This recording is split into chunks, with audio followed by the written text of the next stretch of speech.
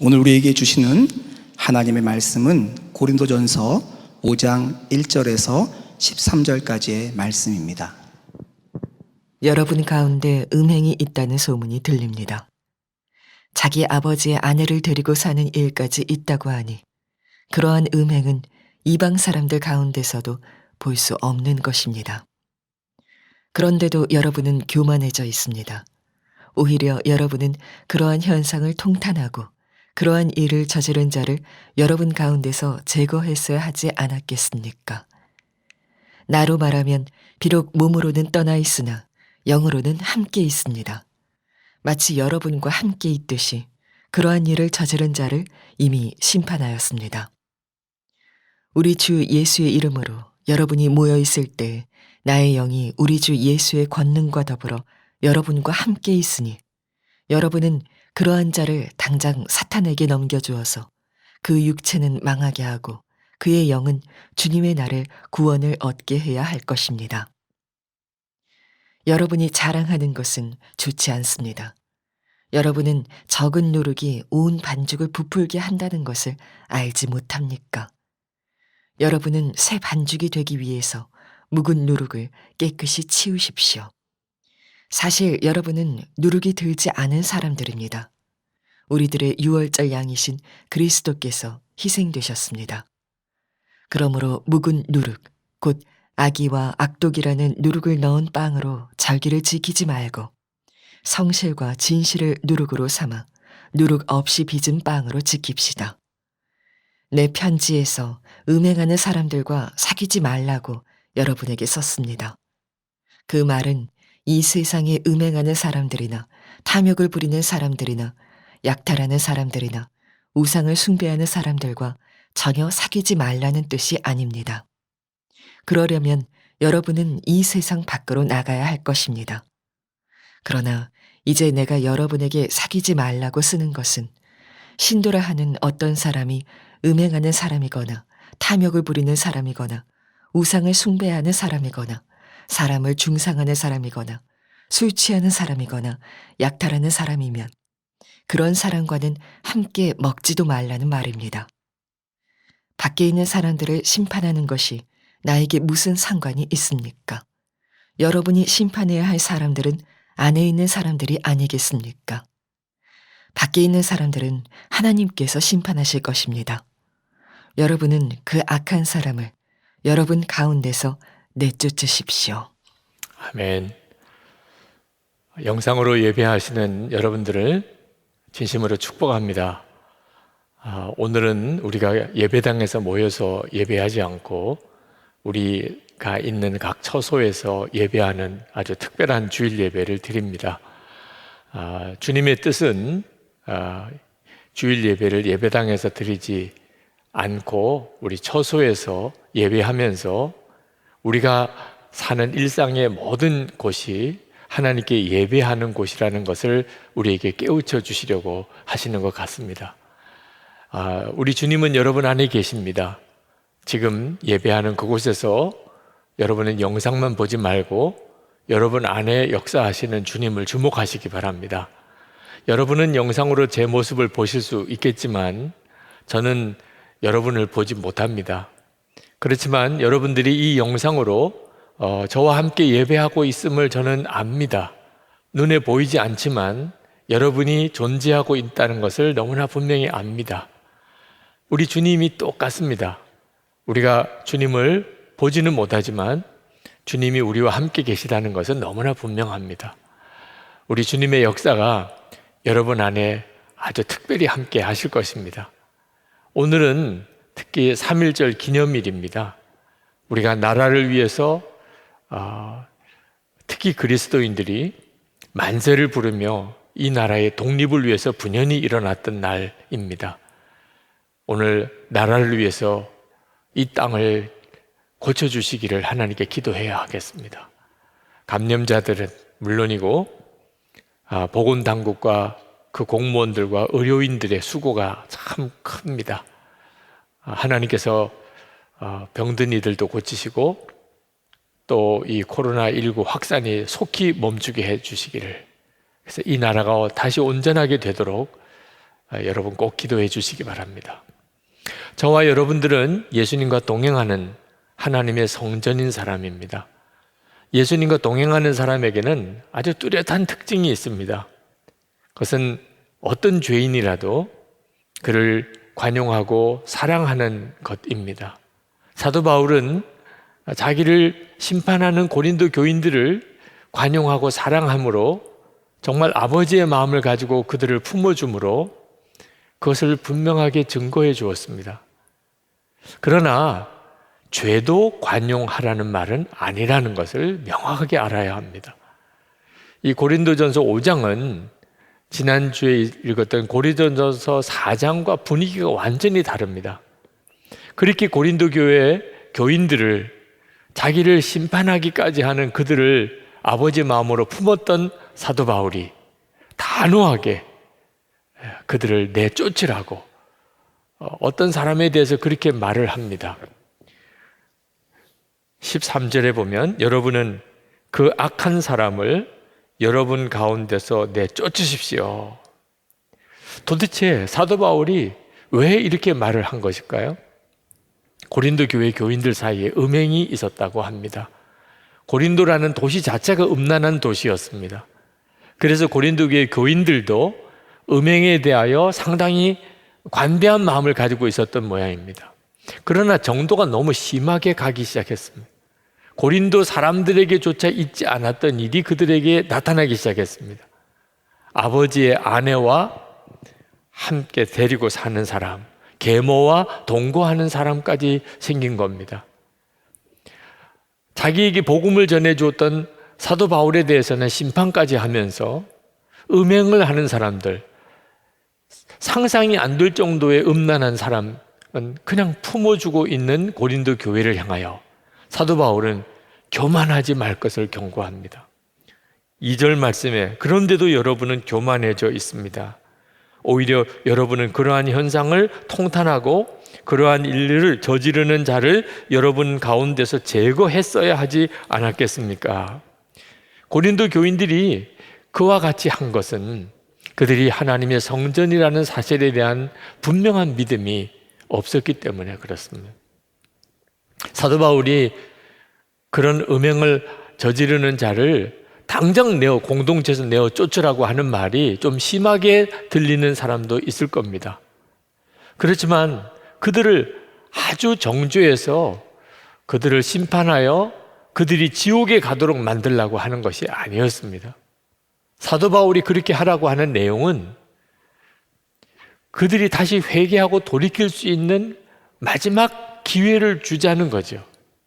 5절에 이렇게 말씀합니다. 여러분은 그러한 자를 당장 사탄에게 넘겨주어서 그 육체는 망하게 하고 그의 영은 주님의 날에 구원을 얻게 해야 할 것입니다. 우리는 어떤 죄인이라도 자기가 잘못했다는 것을 인정하고 회개하면 우리는 그를 용서하고 또 사랑해야 합니다. 그러나 돌이키지 않으려고 하면 어떡할까요? 그에게 회개하도록 했는데도 그가 회개하지 않으면 어떻게 하지요? 내어 쫓으라는 것입니다. 계속 교회 안에 두면서 그들이 그래도 괜찮다고 생각하는 상태에 내버려 두는 것이 더 그에게는 해롭다는 것입니다. 교회에서 출교하게 됨으로 인해서 그들이 자기의 죄의 심각성을 깨닫고 회개할 수 있는 그런 마지막 기회라도 주어질 수 있다면 그렇게라도 하자는 거죠. 예수님은 우리를 죄에서 구원하기 위해서 지옥에까지 내려가셨습니다. 주님의 마음은 어떻게 해서든지 돌이켜서 회개하여 구원시키려고 하는 거죠. 사도 바울의 심정도 그와 같은 심정이었습니다. 오늘 주님께서 우리에게 주시는 메시지는 아주 명확합니다. 죄를 작게 여기지 말라는 것입니다. 죄를 아주 단호하게 제거하라는 것입니다. 세상을 살다 보면 어쩔 수가 없다. 하나님도 우리가 육신을 가지고 사는 것을 이해해 주실 것이다. 우리가 고린도 교회에 그 계모와 동거하는 것 같은 그런 죄를 우리는 지은 건 아니다. 이렇게 말하지 말라는 것입니다. 여러분, 초점은 어떤 죄가 크냐 작으냐가 아닙니다. 우리가 하나님의 성전된 자로서 예수님이 우리 안에 거하시는데 어떻게 작은 죄라도 용납할 수 있겠느냐 하는 것입니다. 주님을 바라보는 눈, 우리 안에 거하시는 주님을 바라보는 눈이 열려야 한다는 겁니다. 코로나19 사태로 우리가 지금 대단히 어려움에 처해 있습니다. 여러분, 바이러스는 눈에 보이지도 않는 아주 작은 것입니다. 그런데도 우리가 그것을 아주 두려워하잖아요. 마스크를 쓰고 항상 손을 씻고 그리고 모여서 이렇게 예배도 드리지 못하는 이런 상황 속에 있는 일이 무슨 까닭입니까? 백신도 없습니다. 전염력은 너무나 강합니다. 치료제도 없습니다. 그래서 그런 거죠. 여러분, 바이러스는 죄에 비하면 아무것도 아닙니다. 백신도 없고 우리 힘으로는 죄를 해결할 능력도 없고 전염력은 너무나 강한 그 죄가 사실 우리에게 있어서 더 심각한 문제입니다. 죄는 영적인 바이러스입니다. 죄를 그냥 내버려 두면 아주 작은 것이라도 금방 그 사람의 삶 전체를, 가정을, 교회를 완전히 죄의 소굴로 만들어버리고 맙니다. 그래서 6절에 이렇게 말씀합니다. 여러분은 적은 누룩이 온 반죽을 부풀게 한다는 것을 알지 못합니까? 죄는 아주 작은 것도 심각한 것입니다. 특히 음행의 죄는 더 그렇습니다. 사도 바울은 음행에 대해서 아주 단호하게 말합니다. 9절에 내 편지에서 음행하는 사람들과 사귀지 말라고 여러분에게 썼습니다. 여러분, 지금 우리나라가 처해져 있는 어려움은 사실 엄밀히 말하면 이 코로나 바이러스가 아닙니다. 음란의 죄는 비교할 수 없이 무섭습니다. 지금 우리 국민들의 속에 음란이 너무 무섭게 퍼져 있고 오히려 감각을 잃어버릴 정도입니다. 조시 맥도웰이라고 하는 사람이 각 나라의 국민들이 한 사람당 1년에 포르노를 위해서 쓰는 돈이 얼마인지를 조사해 본 적이 있습니다. 중국은 42달러, 미국은 47달러, 오스트리아는 123달러, 일본은 178달러예요. 한국은 얼마일 것 같습니까? 무려 565달러입니다. 지금 우리 상태가 이렇게 되어 있습니다. 작년 10월 16일에 미국 법무부에서 전 세계 가장 최대 아동 포르노 사이트를 적발해냈습니다. 근데 그 사이트 운영자가 누군 줄 아십니까? 한국 사람이에요. 그 사이트에 접속한 사람의 70%가 한국 사람이에요. 여러분, 이것이 얼마나 무서운 일인지 알아야 합니다. 하나님이 어떻게 이 나라를 복을 주실 수 있겠습니까? 마음에는 음란으로 가득한 그 나라를 하나님이 어떻게 복을 주실 수 있겠습니까? 무기가 많으면, 최신 무기를 가지면 그게 안심이 되겠습니까? 국민 소득이 높아지면 그게 복을 받은 나라이겠습니까? 지금 우리는 진짜 심각한 것을 알아야 합니다. 그러므로 여러분, 죄에 대해서 단호해야 합니다. 사도 바울은 11절에서 이렇게 말합니다. 신도라 하는 어떤 사람이 음행하는 사람이거나 탐욕을 부리는 사람이거나 우상을 숭배하는 사람이거나 사람을 중상하는 사람이거나 술 취하는 사람이거나 약탈하는 사람이면 그런 사람과는 함께 먹지도 말라. 교인들 사이에 그런 일이 있어서는 안 된다고 말이에요. 용납하면 안 된다는 겁니다. 13절 말씀에 보면 밖에 있는 사람들은 하나님께서 심판하실 것입니다. 세상 사람은 하나님께서 심판하실 것. 우리가 그 사람들에게 할 수 있는 일은 없습니다.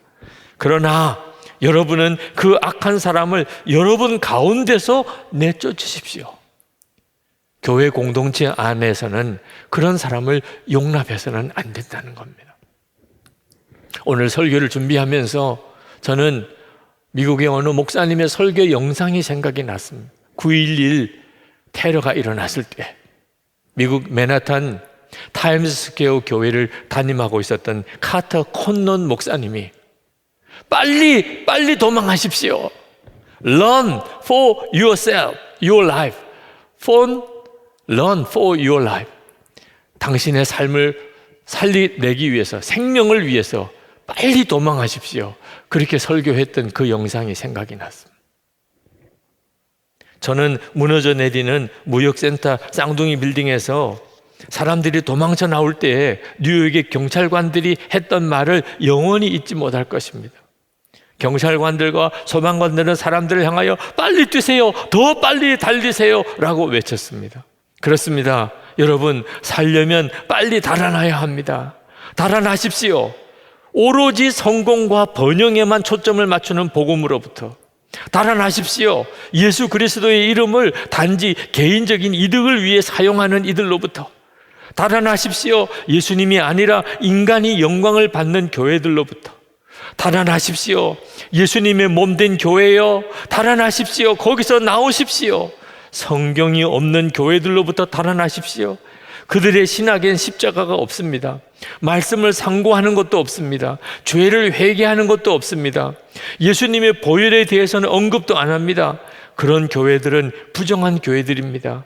그러니 거기서부터 달아나십시오. 달아나십시오. 죄를 지어도 편안한 교회들로부터, 하나님의 집에 와서 여러분의 삶에 죄를 품고 있는데도 그것을 깨닫게 하지 못하는 교회라면 그것은 마귀들의 식탁에 앉아 있는 것입니다. 사랑하는 여러분들이시여, 살려면 달아나십시오. 죽을 힘을 다하여 달아나십시오. 달아나십시오. 제발 달아나십시오. 어서 속히 달아나십시오. 저는 이 설교가 지금 현재 우리를 보시는 예수님의 마음을 가장 비슷하게 담아내고 있는 설교라고 생각이 들었습니다. 주님은 우리에게 말씀합니다. 바이러스가 무서운 게 아니라 예수 믿는 성도들 안에, 교회 안에 알게 모르게 퍼져 있는 죄, 그 죄가 무섭다. 그걸 알으려는 거예요. 무엇보다도 마음을 지켜야 한다는 것입니다. 나라를 위한 목회자 기도 모임이 시작이 됐습니다. 말씀과 순명이라는 제목으로 첫 기도회가 열렸을 때 제가 그 기도회를 인도해야 되는 책임을 맡았기 때문에 처음에 이렇게 시작을 했습니다. 왜 지금 목회자들이 모여 기도하느냐는 질문에 대하여 지금은 그 이유를 말할 수 없습니다. 아니, 그 이유를 알지 못합니다. 그러나 그 이유를 말할 수 있게 될 때에는 너무 늦었을 것이 분명합니다. 우리에게는 앞으로 일어날 일에 대하여 원인을 알 수 없는 불안함이 있습니다. 기도하지 않으면 안 되는 두려움이 있습니다. 지금 이렇게 모여 기도하는 것은 그런 불안한 일이 실제가 되지 않기 위함입니다. 그때 제가 언급했던 이 원인을 알 수 없는 불안함, 두려움에 대해서 도대체 그 실제가 뭔지를 여러 곳에서 질문을 해왔습니다. 그러나 저는 대답할 수가 없었습니다. 실제로 저는 알지 못하니까요. 그런데 이번 코로나19 사태를 보면서 그 이유를 명확하게 알 수 없었던 두려움이, 이것을 말하는 건가, 그런 생각도 들었었습니다. 저는 제가 무슨 예언자가 된 것처럼 말씀을 드리는 게 아닙니다.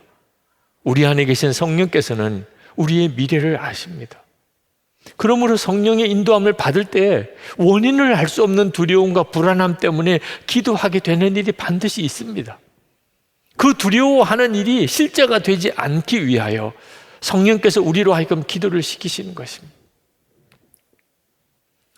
그러나 정말 걱정이 되는 것은 이 코로나19 사태가 아니고 더 두려운 일이 앞으로 다가오고 있는 것은 아닐까 하는 것입니다. 그래서 기도해야 하는 겁니다. 한 가지 진짜 우리가 분명히 아는 것, 정말 두려운 일이 있습니다. 그것은 우리가 죄에 대해서 단호하지 않고 적당하게 죄를 즐기고 어쩔 수 없다고 핑계를 대면서 단호하게 죄를 처리하지 않고 있다가 주님 앞에 섰게 되는 것입니다. 주님이 오시든지 또는 우리가 주님 앞에 가든지 주님 앞에 섰을 때 우리 안에 해결하지 않고 있는 죄가 있다면 여러분, 그 심정이 어떻겠습니까? 지금 코로나 바이러스에 감염된 사람의 심정이 어떻겠습니까? 얼마나 두렵고 또 얼마나 미안하고 또 얼마나 고독하겠습니까? 여러분, 주님 앞에 섰을 때 우리 안에 죄가 있는 것이 드러나게 될 때 그때의 그 심정은 지금 감염자들의 심정과 비교가 안 되게 두려운 것입니다.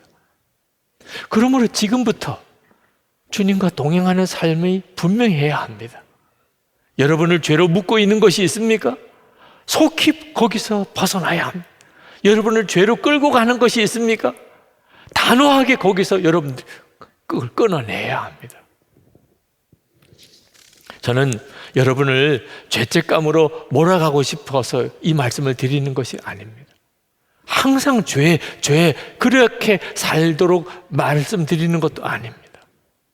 여러분이 죄가 무섭다는 사실을 분명하게 인지했다면 주 예수님을 바라보는 삶을 힘써야 한다는 겁니다.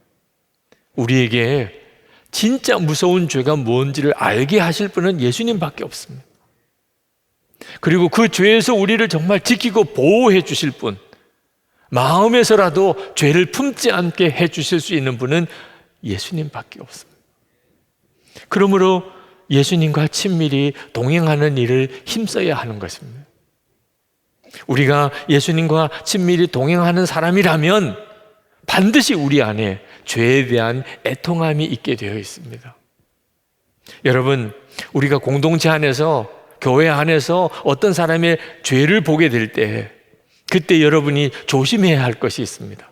그것을 보고 여러분이 분노하는, 그걸 보고 다른 사람에게 수군수군 거리면서 소문을 내는 것, 그것으로 인해서 여러분이 그 사람을 비난하는 것, 이것은 정말 또 다른 죄라는 사실을 명심해야 합니다. 그럼 우리는 어떻게 해야 합니까? 그 죄에 대한 애통함을 가져야 합니다.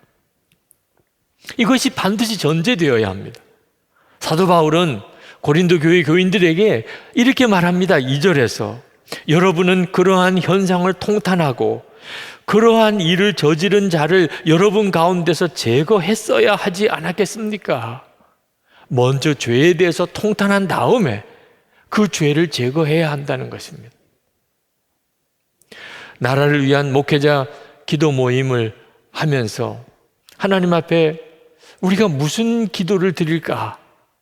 제일 먼저 생각나는 것이 한국교회 목회자들, 우리 교인들 스스로가 먼저 하나님 앞에 우리의 죄를 회개해야 한다는 것입니다. 당연한 일이죠. 그런데 문제는 도대체 우리가 무슨 죄를 하나님께 회개해야 하는 것인가 하는 것이었습니다. 그동안에 한국교회의 죄에 대해서는 많은 언급이 있었습니다. 이런 연합집회를 하거나 할 때 언제나 한국교회의 회개가 있었습니다. 한국교회 또 목회자들 안에 탐심이 있습니다. 탐욕이 있었습니다. 불순종이 있었습니다. 음란한 일도 있었고 은밀한 죄도 있었고 그리고 이기적인 마음, 거짓, 분열과 시기가 있었습니다. 그런 죄에 대해서는 이미 우리가 다 잘 압니다. 그걸 또 하나님 앞에 회개하라는 것일까? 죄에 대해서 무감각해져 있는 그런 마음이 너무 당황스러웠습니다. 며칠을 그 문제로 고민을 했습니다. 도대체 우리가 하나님 앞에 진짜 회개해야 될 제목이 뭘까? 그때 하나님께서 제 마음속에 한순간에 통렬히 말씀하신 것이 있었습니다. 말할 수 없는 탄식이 없다는 것입니다. 죄가 뭔지 알면서도 말할 수 없는 탄식이 없다. 로마서 8장 26절에 우리 안에 계신 성령께서는 우리를 위하여 말할 수 없는 탄식을 가지고 기도하신다고 그랬습니다. 성령께서 도대체 왜 말할 수 없는 탄식으로 기도하실까요? 우리의 죄 때문입니다. 그런데 우리에게는 말할 수 없는 탄식이 없습니다. 그날 모인 목회자들에게 우리에게 탄식이 없다는 것에 대해서 회개합시다. 그렇게 말씀을 하는데 얼마나 저 자신에게 눈물이 나는지 몰랐습니다. 여러분, 우리가 정말 주님을 바라보게 되면 우리는 누구나 다 죄에 대한 말할 수 없는 애통함을 가지게 됩니다. 이전에 제가 목회하던 교회에 어느 교인으로부터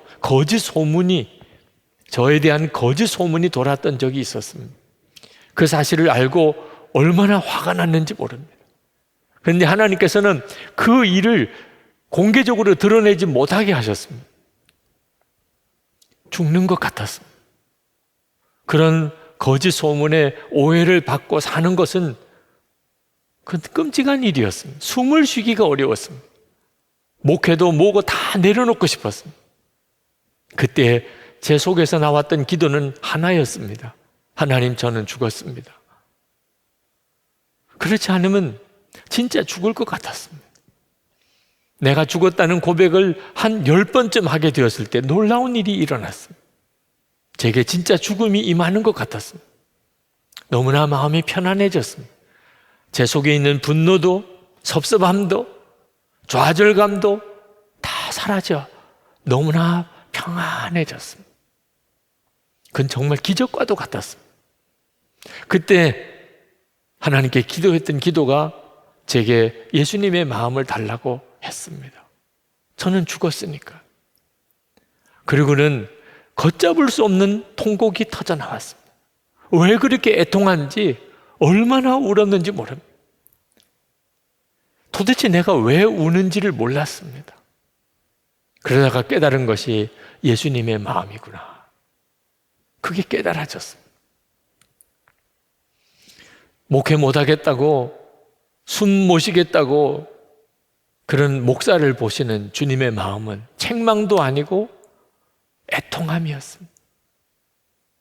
서로 소문내고 거짓 소문을 내고 교회 안에서 말이 이렇게 퍼져나가는 것을 보시는 주님의 마음은 슬픔 그 자체였습니다.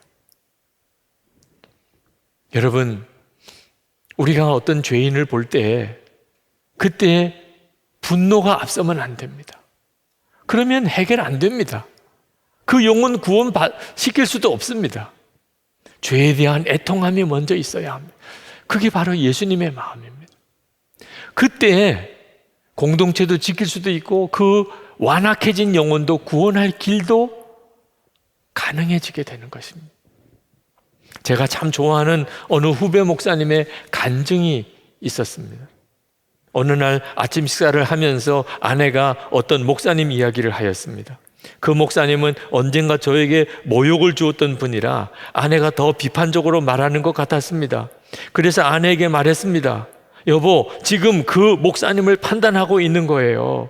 얼른 그 목사님을 축복하세요. 그랬더니 아내가 판단하는 것 아니에요. 있는 그대로 사실을 말한 것뿐이에요. 했습니다. 아니에요. 판단이에요. 축복하세요.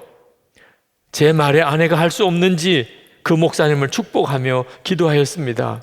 하나님, 아무개 목사님을 축복합니다. 억지로 기도한다는 것이 느껴지는 기도였습니다. 그런데 그 목사님의 사모님을 위하여, 그 목사님의 자녀들을 위하여, 그 목사님이 섬기는 교회와 그 교인들을 위하여 기도하는데 점점 진심으로 축복하고 있었습니다. 그러다가 울었습니다. 아내도 울었고 저도 울었습니다. 통곡을 하였습니다. 그 이후로 저희 부부는 자신도 모르게 남의 말을 할 때마다 서로 당신 판단했어요 하면 즉시 회개하고 그 사람을 축복하였습니다. 그래서 사람을 판단하다가 축복하는 이상한 일을 반복하였습니다. 그러면서 다른 사람들을 판단하고 비난하는 말이 사라졌습니다. 여러분, 바이러스의 전염으로 인해서 지금 교회에서 모여서 예배하지 못하고 각각 처소에서 예배하고 계신 여러분, 지금 여러분 안에 있는 죄를 주목해야 합니다. 그것이 주님을 바라보는 사람의 마땅한 일입니다. 지금 우리가 주목해야 되는 것은 바이러스가 아니고 죄입니다. 주님을 바라보아야 진정 무엇이 문제가 되는지, 내게 있는 죄가 뭔지 알게 됩니다. 그리고 다른 사람의 죄에 대해서 애통한 마음을 갖게 됩니다. 그것이 예수님의 마음입니다. 그때 우리가 거룩하게 지켜지게 됩니다. 그리고 완전한 파멸로 가는 영혼을 건질 수 있는 힘을 얻게 됩니다. 이 시간에 우리 같이 기도하십시다. 우리가 살고 있는 세상은 바벨론 세상이라고들 합니다. 여기서 어떻게 다니엘처럼 살 수 있을까? 주님을 바라보는 눈을 분명히 열어야 합니다. 죄를 보는 눈도 떠야 합니다.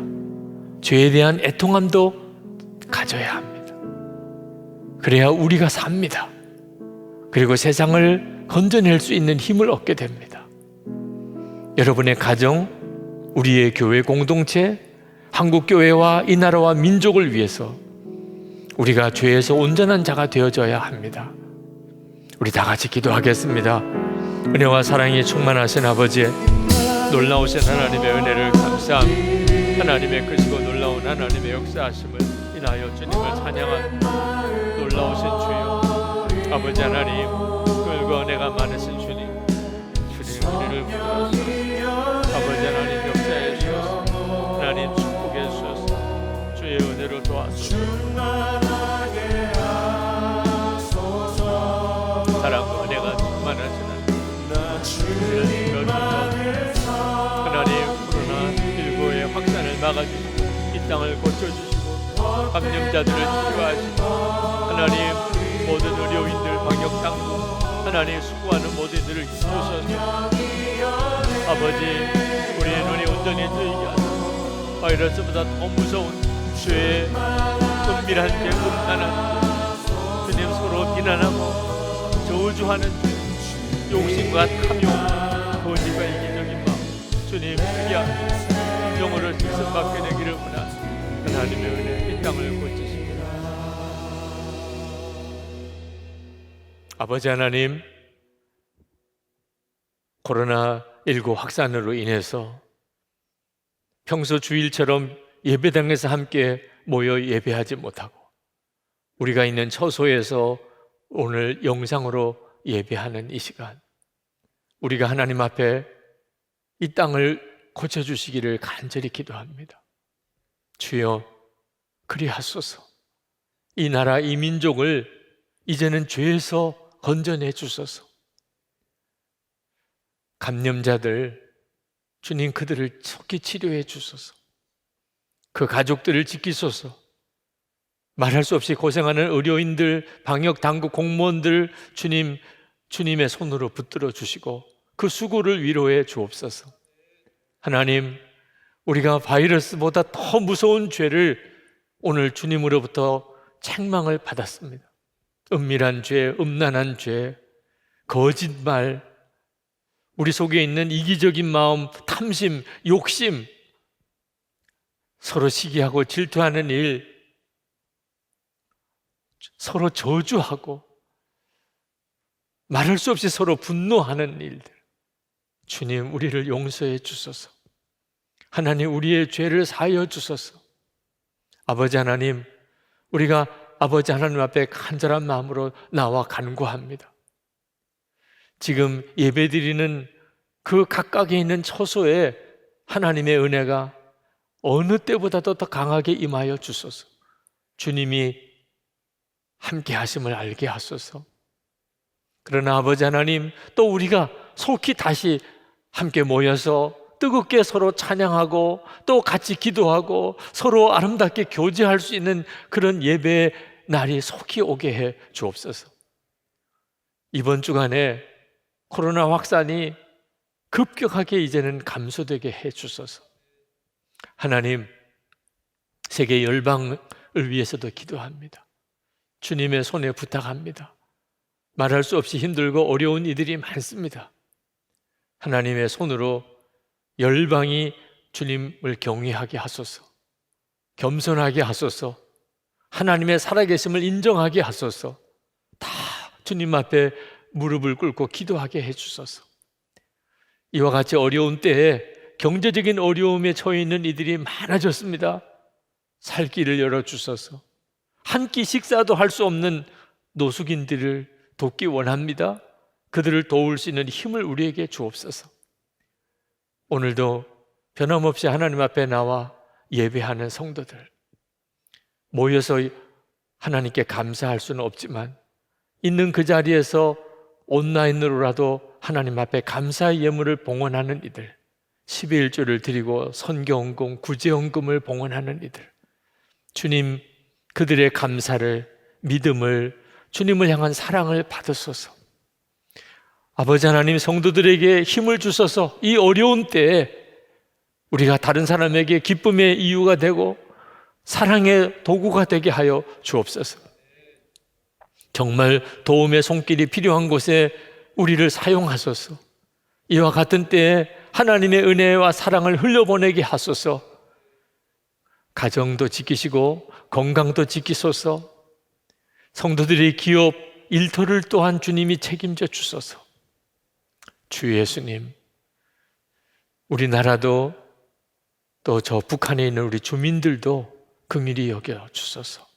북한의 악한 정권이 속히 바꿔지게 하시고, 그리고 그 땅에도 자유가, 그 땅에도 복음이 전해지게 하소서. 김국기 목사, 김종우 목사, 최충길 선교사, 장문석 집사님, 그리고 모든 억류된 이들에게 석방의 소식을 주소서. 열방에 있는 선교사님들, 하나님 열방의 선교사님들의 가정들, 그리고 세운 교회들, 그 모든 사역에 하나님의 은혜가 충만하게 하여 주옵소서. 주님을 찬양합니다. 오늘도 우리의 삶 속에 특별한 하나님의 은혜로 함께 하실 줄 믿습니다. 우리 주 예수 그리스도의 이름으로 간절히 기도합나이다. 아멘. 우리 찬양하시겠습니다.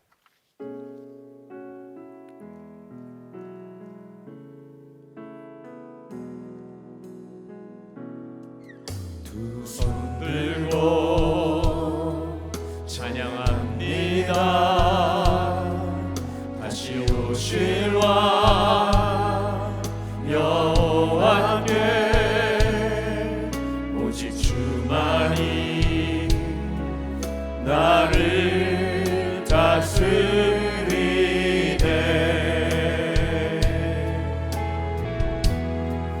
나 주님만을 섬기니 헛된 마음 버리고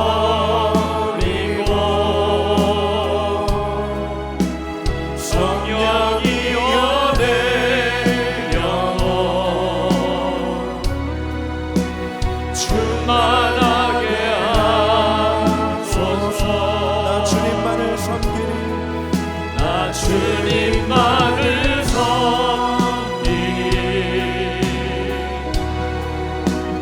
헛된 마음 버리고 성령이여 내 영혼 충만하게 하소서. 주님 앞에 내 생명 드리리라. 여러분 안에 계신 주님을 믿으면 가슴에 손을 얹으시고 기도하십시다. 주 예수님의 은혜와 하나님의 사랑하심과 성령의 교통하심이 오늘도 어디서든지 하나님께 예배하라 하셔서 있는 처소에서 주님께 예배하는 모든 성도들 위해 믿음으로 주님이 함께 계심을 믿고 주님께 나아가기를 갈망하는 모든 성도들과 함께 하시기를 축원하옵나이다. 아멘.